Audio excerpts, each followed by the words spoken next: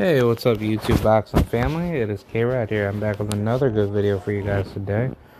Yeah, so let's talk about Mr. Ryan Queen Lion Garcia.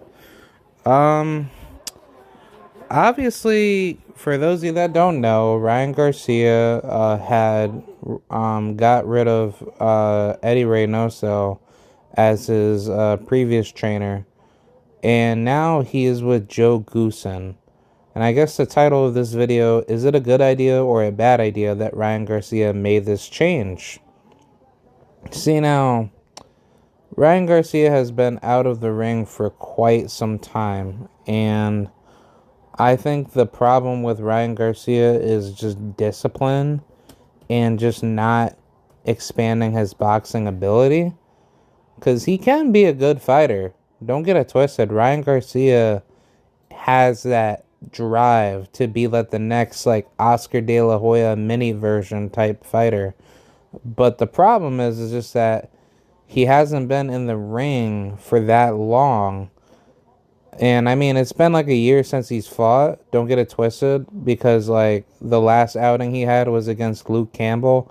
That was back in 2021, and then that was it. He just never fought.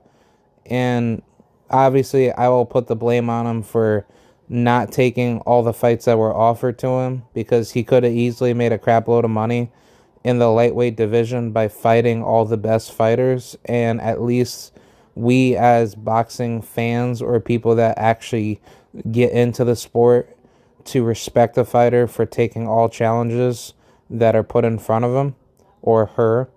Ryan Garcia just proves himself to be like just that type of guy where he's just not dedicated and not focused. See, now, this goes the same thing for any other fighter that's just not focused and they're not able to do the things that they want to do because they think that, okay, well, I'm already at the top and I don't need to prove myself much and I don't need to stay active as much, so therefore I'm able to just do whatever I want to do. Well, clearly that is wrong. That is not right. It is absolutely scandalous, and it's a piece of shit lie that a lot of fighters like to cling on to. See, now, Ryan's opponent is a very sturdy opponent. A lot of people don't give this guy his his accreditations, but he will be facing against Emmanuel Tago. Emmanuel Tago used to be a former world champion for the IBO back in 2016. And I probably will say that's about it. I know he won the oh, no, not the WBA. I'm trying to think about it. I think that's pretty much it. Yeah, he only won the IBO. That was in 2016. His very first title shot was, actually against Manzanke Fana. He beat him to a unanimous decision. So, yeah, I mean, to go, he is a former world champion. He doesn't have the IBO title now. I believe that's held under Mr. Maxie Hughes. But, yeah, I mean, to go, he's had a pretty decent career. He's been out the ring for quite a long time himself, too. He's been out the ring since 2020. So this is well overdue for 2 years. And, to go was supposed to be more active back in the day, but now it's like it doesn't seem like he does that, and it's pretty sad where he's at because, he had some good outings, but at the same token, like, you have to stay active in order to keep your skills sharp in boxing. So I think Emmanuel Tago understands like what's going to be left of his career, and then he needs to have like a backup plan once he's done. And I think a Ryan Garcia fight is a great step in the right direction because it could lead you to a big money fight. Knowing that Golden Boy, they're not that good at paying people good purses, but I think for this payout, a Ryan Garcia win will elevate Emmanuel Tago to a whole nother level. See, now, I'm only going to talk about, the trainer situation. I'll make another video to talk about Ryan Garcia versus Emmanuel Tago early fight prediction. But my whole deal with Ryan Garcia is that I've never respected him just simply because of him ducking a lot of fighters in his division. And I'm not going to get into that. But the switch from Eddie Reynoso to Joe Goosen, I want to say that's a good move. I think Ryan Garcia knows what he needs to work on. And I think Joe Goosen can bring him back to the fundamentals of boxing and not be like, so worried about what his stablemates have to say about him. And I think training with Joe Goosen against a good, sturdy former world champion and to go, that's a good fight. So the problem, with this fight is that Joe Goosen is training Ryan Garcia for his very first fight, and I think it should be at least like maybe I don't know. I mean, honestly, like I'm okay with the move. It's just what's the whole deal with trying to do this now versus why didn't you just do this earlier down the road? Because originally, I believe it was his father that was training him, and then it was Eddie Reynoso that took him in, and then Ryan decided to just flock out of there because he knew what was going on in Canelo's camp. So I think honestly, this is mainly due to Ryan Garcia not wanting to be exposed to be a part of this pet cheating, scandal that's going on in Canelo's gym. So he knows that Eddie Reynoso could definitely set him up for failure.